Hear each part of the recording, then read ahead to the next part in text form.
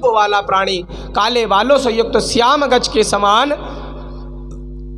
स्थूलकार करने वाला, नीला सुंदर वस्त्र पहने, कांता की तरह सुगंधित निकल रही थी। कांता की तरह दोनों कटाक्षों को घुमाता हुआ अभिभूत होकर गया और उसकी श्वास से सुगंधित द्रव्य निकल रहे थे और वह परम संगादित था। तब ऐसे पुत्र को प्रकट हुआ देख करके मैंने अन्य पुत्रों से बड़ी उत्सुकता आई और उनमें बेकारी का भाव संचार हो गया और उनका हृदय सिर झुका करके प्रणाम करते हुए कहा, हे ब्राह्मण, मुझे आज्ञा दीजिए, मुझे उसमें लगाइए जिसके करने से मेरा आदर होवे। ब्रह्मा जी ने कहा, तुम सनातनी सृष्टि उत्पन्न करो, मैं वासुदेव, और तुम्हें तुम्हारे वंश में आज से तुम्हारा नाम पुष्पबाण होगा। तुमसे लोगों से आश्चर्य सदैव सुख का लक्ष्य और नित्य की प्राणियों में मद उत्पन्नता करेगा। आज से तुम्हारा नाम मैं पुष्पबाण रखता हूँ, आज से मैं तुम्हारा नाम पुष्पबाण रखता हूँ। तुमको देख करके ही लोग भक्ति भाव करना सीखेंगे। मेरे ये पुत्र भी तत्वत रूप से तुम्हारे नाम को स्मरण करेंगे। यह कह करके कमलासन पर बैठे और ब्रह्मा जी क्षण भर के लिए मौन हो गए। यह सुन करके भगवान ब्रह्मा जी क्षण भर के लिए मौन हो गए। अब सूत जी से कहा गया कि हे प्रभु, क्या कोई ऐसा तर्क है जिसको समझने के लिए, भगवान को देखने के लिए कोई दृष्टि हो, कोई ऐसा व्यक्ति जिसके तर्क से या किसी के षष्ठ से भगवान को देखा जा सके? तो सूत जी ने एक प्रसंग के अनुसार समझाया। सूत जी ने एक प्रसंग के अनुसार समझाया कि कहने लगे कि भगवान भोलेनाथ की माया बड़ी अपरंपार है। जो समझ सकता है भगवान उसको दर्शन देते हैं, जो समझ सकता है भगवान उसको ही दर्शन देते हैं। तो कहने लगे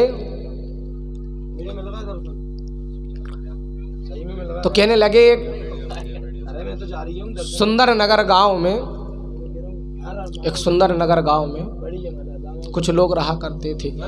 एक चिकित्सक वहां पर चिकित्सा कर करके लोगों को कुछ औषधि दे करके, कुछ पान प्रसाद दे करके उनकी जो भी पीड़ा होती थी उन पीड़ा से मुक्ति दिलाते थे। एक अनपढ़ व्यक्ति गया, कहने लगा, प्रभु मैं पढ़ नहीं सकता हूं। क्या नहीं कर सकता हूं? मैं पढ़ नहीं सकता। तो जो चिकित्सक थे, जो औषधि के निर्माता थे, जो चिकित्सक थे, सूत जी ने कहा कि जो चिकित्सक थे उन्होंने कहा कि मैं तुम्हें एक व्यक्ति का नाम बताता हूं, एक वैद्य का नाम बताता हूं, उनके पास जाओ, वो सब बता दे। तो जो अनपढ़ व्यक्ति था उसने कहा, प्रभु अगर मैं अपने नेत्रों पे चश्मा लगाऊंगा तो क्या पढ़ सकता हूं? तो चिकित्सक ने कहा, बिल्कुल, आप चश्मा लगाओगे तो पढ़ सकते हो। अनपढ़ व्यक्ति ने कहा कि यदि मैं चश्मा लगा लूंगा तो क्या पढ़ सकता हूं? चिकित्सक ने कहा, आप चश्मा लगा लोगे तो पढ़ सकते हो। बड़ा प्रसन्न हुआ, कहने लगा, प्रभु आपने एक अनपढ़ व्यक्ति की जिंदगी बना दी। आपने एक अनपढ़ व्यक्ति की जिंदगी बना दी। कहने लगे, उस वैद्य के पास गए। वैद्य ने कहा कि मैं कुछ शब्द बताऊंगा, उनको बताते जाना। उन्हें पहली लाइन में पूछा, क्या लिखा? कहने लगे, नहीं दिख रहा। दूसरी कहने नहीं समझ आया, तीसरी कहने नहीं समझ आया, चौथी कहने नहीं समझ आया, बिल्कुल आखिरी लाइन दिखा दी। कहले अब बताओ? कहले अभी भी समझ नहीं आया। कहले क्यों, पढ़े नहीं हो क्या? नहीं। कहले बिल्कुल नहीं पढ़े लिखे। क्या नहीं हो? बिल्कुल पढ़े लिखे नहीं हो। तो कहले जब तुम पढ़े लिखे नहीं हो तो पढ़ोगे कैसे? जब तुमने पढ़ा ही नहीं है तो पढ़ोगे कैसे? कहने लगे, वैद्य जी ने तो कहा था कि चश्मा लगाओगे तो पढ़ लोगे। वैद्य जी ने तो कहा था कि चश्मा लगाओगे तो पढ़ लोगे। तो महात्मा जी ने ये कहा कि चश्मे से सिर्फ पढ़ा जा सकता है, शिक्षा तो चश्मे के अंदर वाले नेत्रों में होना चाहिए। कहाँ होना चाहिए? अंदर वाले नेत्रों में। तो भगवान उसी को दर्शन देते हैं, परमात्मा उसी को दर्शन देते हैं जो परमात्मा को पढ़ लेता है। जिसने परमात्मा को पढ़ लिया, परमात्मा ने उसको दर्शन दे दिया। तो परमात्मा तो दर्शन जब देंगे जब हम परमात्मा को पढ़ लेंगे, और हमने परमात्मा को तो पढ़ा यही नहीं। कैसे पढ़ा? नहीं पढ़ा, आज तक अभी तक पढ़ा ही नहीं। कहीं बैठ के शांति से पूजा करी हो? बहुत जल्दी में करते हैं। हाँ, या तो बिल्कुल मत करो, हाथ जोड़ के नमस्कार करके चले जाओ, और करो तो फिर अच्छे से करो। अगर कोई हमारे घर अतिथि आ जाए और वो बैठे और उसको हम नमस्कार करके चले जाएं, उसको कितना बुरा लगेगा। और हम भगवान को नमस्कार करके चले जाएं। भगवान ने हमें कितना समय दिया है, सूर्य उदय से लेकर के सूर्य के अस्त तक। जो सुबह नहीं कर सकता उसको भी व्यवस्था करी, शाम के चंद्रमा की कस्तूरी से चंद्रमा के ललाट तक। समय से नहीं कर पा रहे, 4 पहर में कभी भी कर लो, लेकिन प्रयास करो कि भगवान को पूज सको। तो उसने अनपढ़ ने कहा कि प्रभु मैं चश्मा लगा के नहीं पढ़ पाऊंगा। कि बिल्कुल नहीं पढ़ पाओगे। क्यों? क्योंकि तुमने वो शिक्षा ही ग्रहण नहीं करी जिससे शब्दों की मर्यादा को समझ सको। तो एक अज्ञानी भगवान के दर्शन कैसे कर लेगा? क्योंकि उसने परमात्मा को पढ़ा ही नहीं। जब तुम परमात्मा को पढ़ोगे, जब परमात्मा तुम्हें दर्शन देंगे, और कहने लगे दर्शन दे देंगे तो उनकी छवि कैसी होगी, उनकी छवि कैसी होगी। उस छवि को भी तो मुझे दर्शाना है, उस छवि को भी तो प्राप्त करना है कि उनकी छवि कैसी होगी। तो एक सुंदर भजन के साथ भगवान की छवि का वर्णन करेंगे। बोलिए हर हर महादेव।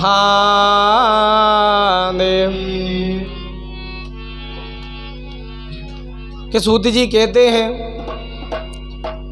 महामुनियों ने भगवान भोलेनाथ की छवि का वर्णन किया है कि उनको देखते ही हर व्यक्ति मोहित हो गया। देखते ही, श्रृंगार हुआ नहीं कि देखते ही मोहित हो गया।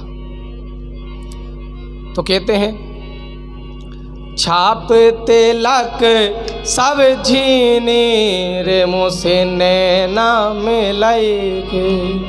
छाप तिलक सब छीनी रे छाप तिलक सब छीनी रे मुझसे नैना मिलाएगे। छाप तिलक सब छीनी रे मुझसे नैना मिलाएगे। नैना मिलाएगे, नैना मिलाएगे, नैना मिलाएगे मुझसे नैना मिलाएगे। नैना मिलाएगे मुझसे नैना मिलाएगे। छाप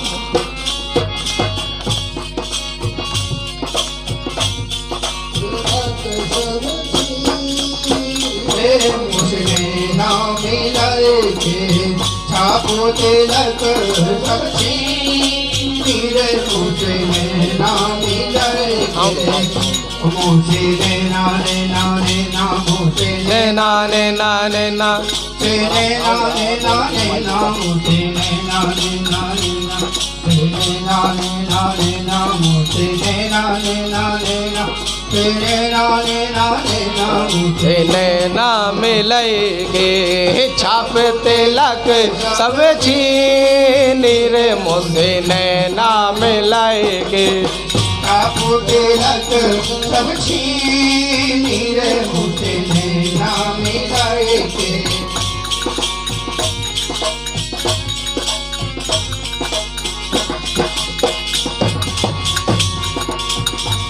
सब छीनी रे मुझसे नैना मिलाएगे।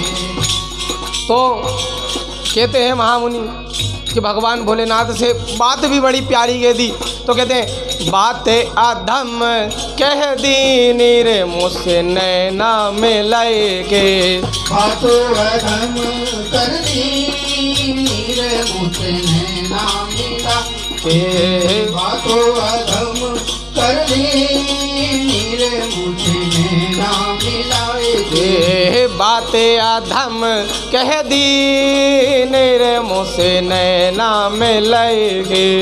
बातों अधम कह दी मेरे मुँह से नैना मिलाएंगे।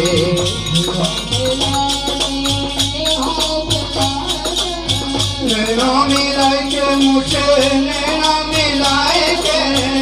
नैना मिलाएंगे मुझे नैना मिलाएंगे। मोहे मतवारी पीरी रे मोर नैना मिलाएंगे।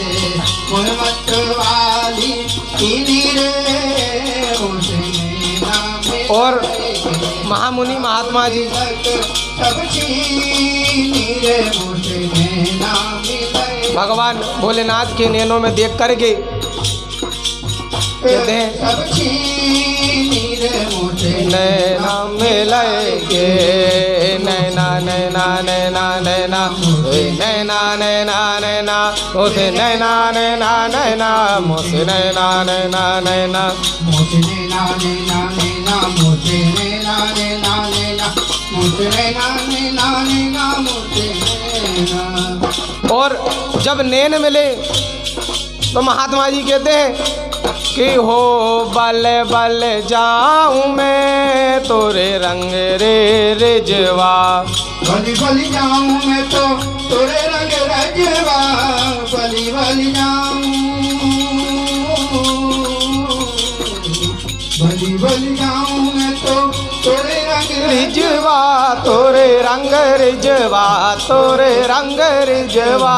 तोरे रंग रजवा तोरे रंग रजवा। जाऊं मैं तो तोरे रंग रजवा। बली बली जाऊं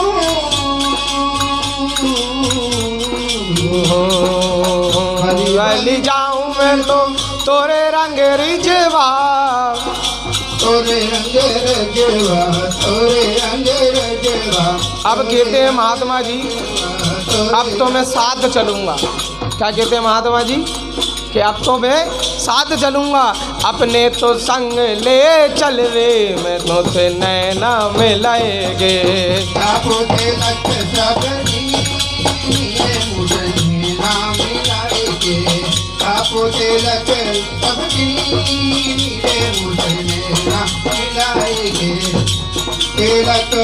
जब महात्मा जी ने भगवान भोलेनाथ को जल चढ़ाया, वो जो जल चढ़ करके अशोक सुंदरी से निकल करके आया और उसको अमृत के पान में विराज किया तो महात्मा जी कहते अरे वाह अति सुंदर प्रेम बटिका मद पिलाए के मुझसे नैना मिलाएंगे।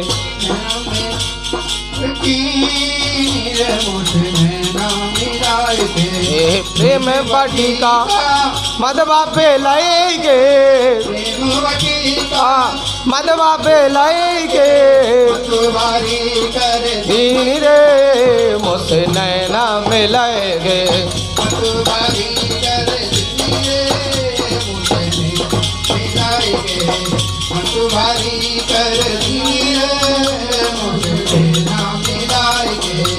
जब माता गौरा को देखा भगवान भोलेनाथ के साथ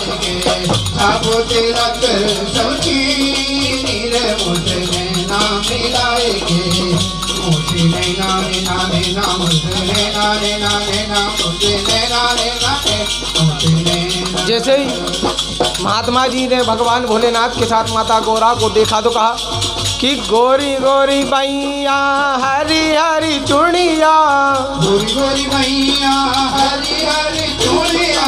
गोरी गोरी बैया गोरी गोरी बैया। गोरी गोरी बैया गोरी गोरी बैया। गोरी गोरी बैया हरी हरी चूड़िया। गोरी गोरी बैया हरी हरी चूड़िया। बैया पाकर हर लीनी रे मुझसे नैना मिलाएंगे।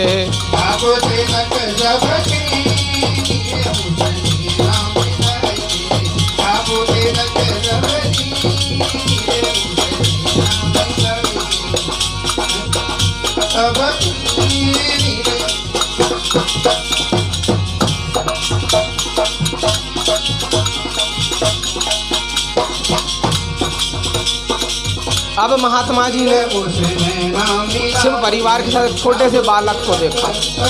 किसको देखा? छोटे से बालक को। कहे तोरी छवि पे बल बल जाइए, तोरी छवि पे बल बल जाइए, तोरी छवि पे बल बल जाइए, तोरी छवि पे बल बल जाइए, बली बली जाइए, बली बली जाइए, बली बली। तो सभी माताओं ने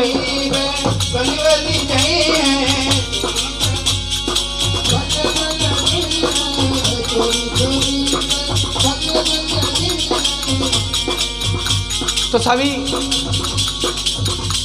श्रोताओं ने माता भगवती से कहा, माता पार्वती से कहा, मोहे सोहागन की नीर मुझसे नैना मिलेगे, मोहे सोहागन की नीर मुझसे नैना मिलेगे, मोहे सोहागन की नीर मुझसे नैना मिलेगे, आप तेरा समझी मुझसे नैना मिलेगे, आप तेरा समझी मुझसे नैना मिलेगे, मुझसे नैना नैना नैना, मुझसे नैना नैना मुझसे नैना नैना नैना, मुझसे नैना नैना नैना, मुझसे नैना नैना नैना, मुझसे नैना नैना नैना, मुझसे नैना नैना नैना।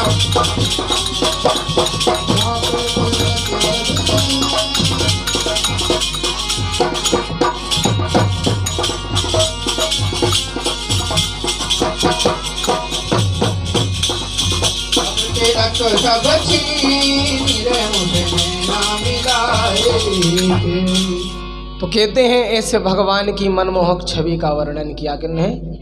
सूत जी ने। बोलो हर हर, एक बार बोलिए हर हर।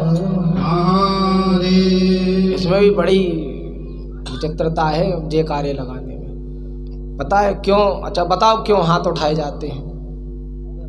हाथ उठाते ना हम जयकारा लाते, बोलो हर हर। क्यों लगाए जाते हैं पता है? जब पांडवों और कौरवों के मध्य एक छोटा सा खेल हुआ, उस खेल में द्रौपदी को भी हार गए थे कि उस खेल में द्रौपदी को भी हार गए। और जब एक कौरव मध्यम सुर से द्रौपदी की साड़ी उतार रहा था तो हरि नहीं आए, कोई नहीं आया बचाने। सब बैठे, पांचों बड़े बड़े धुरंधर बड़े बड़े राजा बैठे, लेकिन उस नारी की रक्षा किसी ने नहीं करी। उसने सबके हाथ जोड़े, सबके पैर पड़े, लेकिन कोई नहीं आया बचाने। कोई नहीं आया, कोई भी नहीं आया। और जैसे ही द्रौपदी ने हाथ उठाया और कहा कि वो अब प्रभु सब आपके ऊपर निछावर है, लाज भी आपके हाथ में है, मर्यादा भी आपके हाथ में है। और कहते भगवान हरि वहां प्रकट होगा। तो इसलिए कहते हैं कि जयकारे में हाथ उठाना चाहिए कि हाँ प्रभु अब सब कुछ तुम्हारे ऊपर ही छोड़ दिया, सब तुम पर छोड़ दिया। करता भी तुम हो, धरता भी तुम हो। हमें तो संसार में जन्म दिया, हम तो संसार में आ गए, आप जैसा करोगे वैसा हम कार्य करेंगे। अब ब्रह्मा जी बोले, वशिष्ठ जी के चले जाने पर संध्या आसन लगाकर तप करने लीन हो गई। उसने तपस्वी का शावेश बना करके कठिन तप कर आरंभ कर दिया। भगवान शिव जी को प्रसन्न करने के लिए संध्या ने शिव जी को प्रसन्न करने के लिए बड़ा घोर तप किया। वशिष्ठ जी ने जैसा कहा उसी के अनुसार उसके मंत्र से भक्ति पूर्व शिव जी का पूजन करने लगी। बताओ कौन सा मंत्र था? बिल्कुल छोटा सा मंत्र है, बहुत बड़ा मंत्र है, बिल्कुल छोटा सा।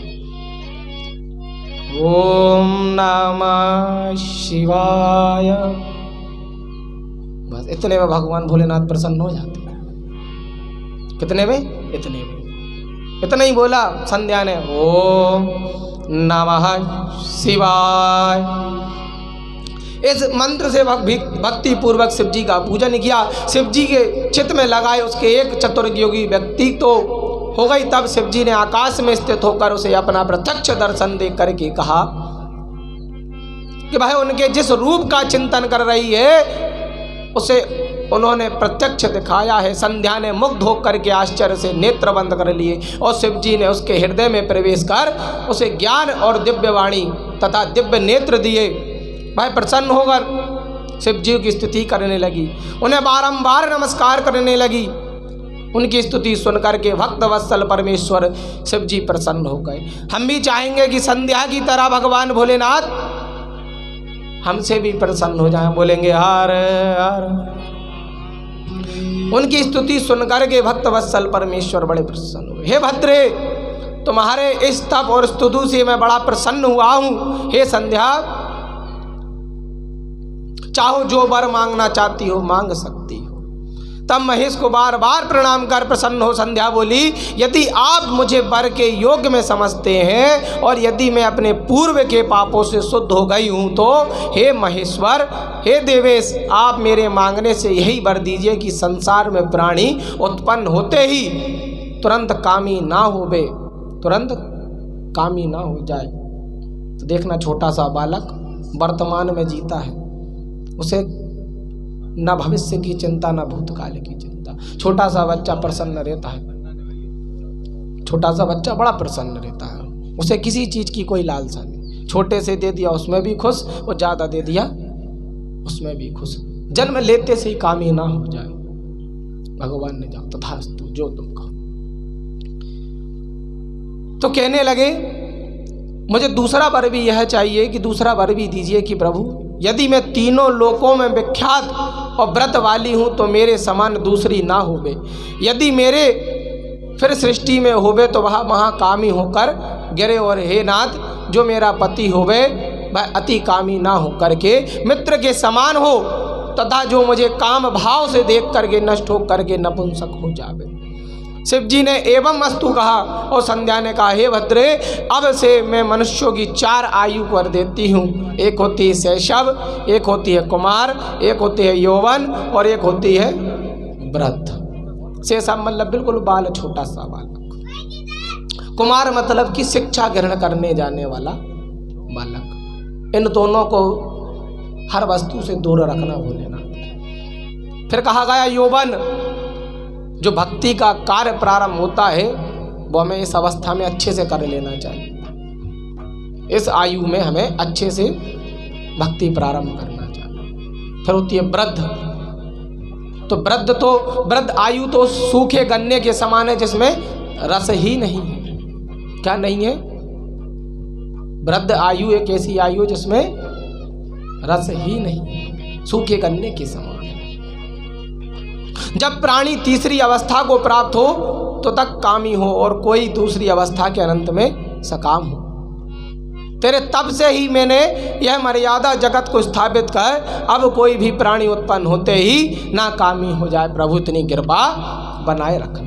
साथ ही तुम उस त्रिलोकी में ऐसे सती भाव को प्राप्त होगी जैसे कोई ना होगी। तेरे पति को छोड़कर जो कोई अन्य तुझसे शंकाए भाव से देखेगा वह नपुंसक हो जाएगा। यदि तो ये कोई कुदृष्टि से देखेगा तो वह नपुंसक हो जाएगा। कभी किसी पुरुष को किसी भी नारी को नहीं ताड़ना चाहिए, कभी नहीं देखना चाहिए, कुदृष्टि से नहीं देखना चाहिए, क्योंकि पुरुष बिना स्त्री के अधूरा है। नारी के कई रूप हैं। अगर छोटी है तो बच्ची के समान है, बड़ी है तो बहन के समान है, और बड़ी है तो माँ के समान है। किसके समान है?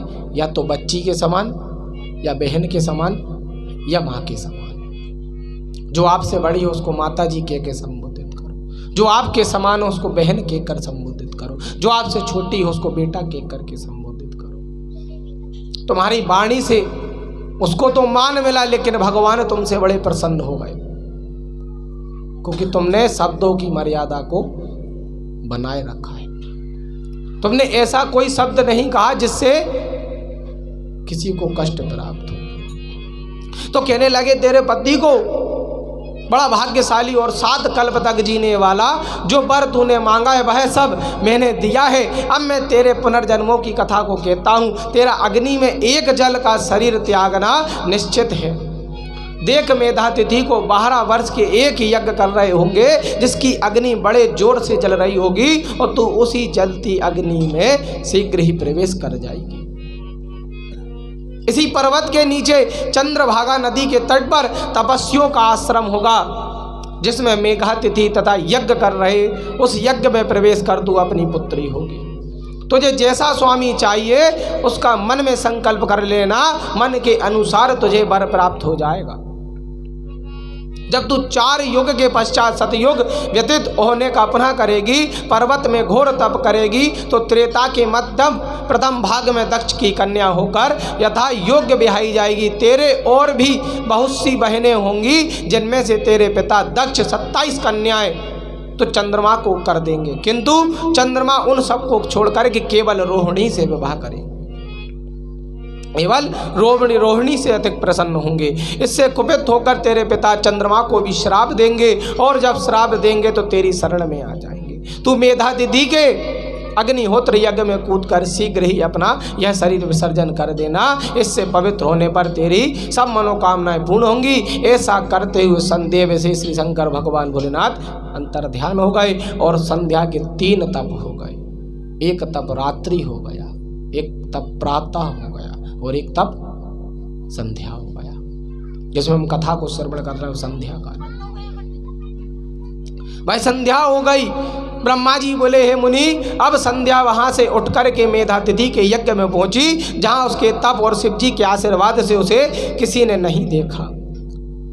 जब किसी ने नहीं देखा, तब उसने अपने उपदेष्टा ब्रह्मचारी वशिष्ठ जी का स्मरण करते हुए उन्होंने ही अपने पति को स्वीकार कर यज्ञ की बड़ी हुई अग्नि में कूद पड़ी।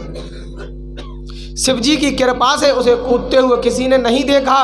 पुरोडस हाव्य के समान उसका शरीर तप्त भड़ में भस्म हो गया। अग्नि ने सूर्य उसके शरीर के जल को कर सूर्य मंडल में प्रवेश करा दिया, जैसे सूर्य ने व्यर्थ ही उसके शरीर के विभाग कर अपने रथ में स्थापित कर लिए। जिसके ऊपर का भाग रात्रि और दिन के बीच में होने वाली प्रातःकाल संध्या हो गई, उसका शेष भाग अरुणादोय को समय के प्रातः संध्या को और सूर्यास्त होते समय लाल कमल के समान हो जाती है। जब प्रातः होती है तो पीताम्बर होती है, जब मध्यमा होती है तो चंद्रमा के समान होती है, रात्रि हो जाती है जब अंधकार को जब डूबती है सूर्य के समक्ष तो वह लाल हो जाती है। ऐसे संध्या के 3 तप बताए गए। उसके प्राण को दयालु शिव जी ने अपने दिव्य शरीर में स्थापित कर लिया। उधर जब यज्ञ को समाप्ति हुई तो ऋषियों ने तप्त सुवर्ण के समान कांति वाली उस कन्या को अग्नि में पाया और उसे मेघातिथि से प्रसन्न होकर के यज्ञ के लिए अरुंधति रखा। मुनि ने उसे अपनी एक निधि मानी, शिष्यों सहित उसका अपने ब्रह्मा आश्रम में पालन करने लगे। तब वह 5 वर्ष की हुई तो उसका विवाह कर दिया। उसके विवाह में बड़े उत्सव हुए। उसी समय ब्रह्मा विष्णु महेश के हाथ से पवित्र शिप्रा आदि का 7 नदियों की प्रकटता हुई। उसी समय भगवान ब्रह्मा विष्णु महेश ने आकर के ब्रह्मपुत्र वशिष्ठ के साथ उसका विवाह बड़े उत्सव से देखा। समय ब्रह्मा और नदी प्रकटियां हुई। पवित्रताओं में श्रेष्ठ महापवित्रता मेघातिथि की पुत्री अरुंधति को वशिष्ठ के द्वारा रमण करने 7 पति कई श्रेष्ठ पुत्र उत्पन्न हुए। हे मुनियों, तुम्हारे लिए यह परम पवित्र और सर्व काम फलदायक संध्या का चरित्र मैंने वर्णन किया है, जिसे सुनकर स्त्री हो या पुरुष सभी अपने मनोरथ को प्राप्त करेंगे, इसमें कोई संदेह नहीं। तो कहते हैं भगवान ब्रह्मदेव ने प्रसन्न होकर के कामदेव को भी वरदान दिया। कहते हैं भगवान सूत जी से पूछा गया कि ज्ञानी कौन है और निंदा किसकी होती है, निंदा किसकी होती है और ज्ञानी कौन है। तो कहते हैं सूत जी कहते हैं महामुनियों से कि हे प्रभु, स्तुति और निंदा में कोई ज्ञानी को कैसे समय को ध्यान रख करके स्वयं को महान और मान सम्मान प्राप्त कर सकता है। तो सूत जी ने बड़े प्रसंग के अनुसार, बड़े छोटे से प्रसंग से कहा कि एक बार एक गांव में, इतना गांव के लोग बड़े भोले भाले होते हैं, बहुत सीधे साधे, एक छोटे से गांव में हाथी चला आया। कौन आया? हाथी। जब हाथी आया तो हाथी को देखने के लिए भीड़ उमड़ गई, क्योंकि अब जिसको हम पहली बार देखें या वर्षों में एक बार देखें तो उसको देखने तो जरूर जाना पड़ेगा। तो हाथी को देखने के लिए भीड़ उमड़ गई। बुजुर्ग लोगों ने छोटे बच्चों से कहा, अरे हाथ जोड़ो, गणेश जी हैं। सभी बच्चों ने हाथ जोड़ दिए, लेकिन ये बात किसी को अच्छी नहीं लगी। किसको अच्छी नहीं लगी? कुत्तों को। किसको अच्छी नहीं लगी? कुत्तों को। कहते ना, हाथी चला बाजार और कुत्ते भौंके हजार। तो हाथी अपनी मत वाली चाल में चला जा रहा है और उसके पीछे कुत्ते भौंकते जा रहे हैं, उसके पीछे कुत्ते भौंकते जा रहे हैं। अब जब बच्चों को बताया कि ये तो भगवान गणेश हैं, हाथ जोड़ो बेटा, इनके हाथ जोड़े जाते हैं। लेकिन एक बड़ी विडंबना है, जितने भौंकने वाले होंगे हाथी के पीछे पड़े होंगे, उतने में किसी और के लिए नहीं। जितना हाथी के पीछे भौंकते उतना किसी और के पीछे कोई नहीं भौंकता। जब आप सफलता प्राप्त कर जाओगे तो आपकी निंदा होने लगेगी। जब आप सफलता प्राप्त कर लोगे तो आपकी निंदा अपने आप होने लगेगी। आपको जरूरत ही नहीं है निंदा रखने वालों, निंदा करने वाले लोगों को रखने की। आप सफल हुए और आपके पीछे निंदा होने लगी। निंदा का कोई स्वरूप नहीं।